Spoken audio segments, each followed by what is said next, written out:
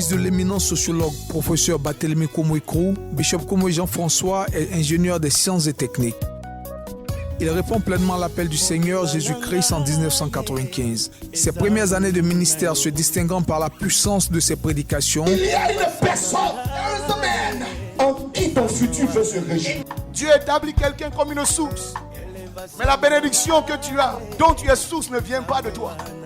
Dieu dit, je te bénirai pour bénir d'autres. Il anime avec succès de grandes rencontres d'évangélisation et de restauration, marquées par des guérisons et des miracles de tout genre. Vice-président et pasteur principal des Églises glorieuses internationales de 1998 à 2002, il travaillera efficacement à la croissance, l'organisation, la gestion et l'expansion de la dite Église. L'ambassade des vainqueurs dont il est le président fondateur voit le jour à Abidjan en 2004. Le leadership qu'il exerce favorise une croissance rapide de cette Église qui compte à son actif une vingtaine de représentations en Côte d'Ivoire, mais également en Europe et aux États-Unis. Aiguisé par de nombreux défis, Bishop Komoé est vu aujourd'hui par ses pairs comme un modèle d'intégrité et de foi.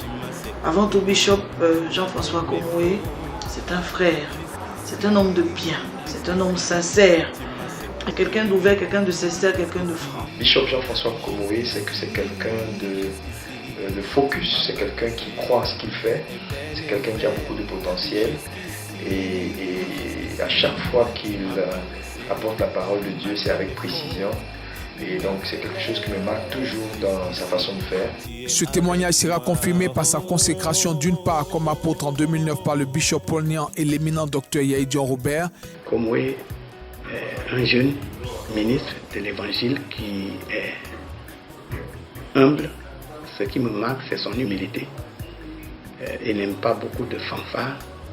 Il est humble et il est en train de faire un travail excellent, un travail discret mais bien. J'apprécie beaucoup la vision qu'il a. Et d'autre part comme évêque en décembre 2015 par l'archevêque Ken McNatt des États-Unis. Fondateur de l'école de ministère La Table des Rois, fondateur de la CAH, Cellule d'action humanitaire, fondateur du Centre de retraite Victoire, il est représentant de Global Harvest International Fellowship en Côte d'Ivoire. Conférencier international, mentor de plusieurs leaders et fondateurs d'églises.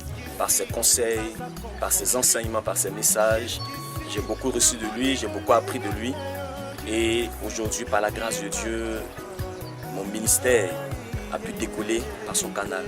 Il faut dire que cet homme a un charisme extraordinaire, un charisme qui véritablement donne à chacun de voir réellement qu'il a reçu de Dieu un appel spécifique, il a reçu de Dieu une grâce extraordinaire.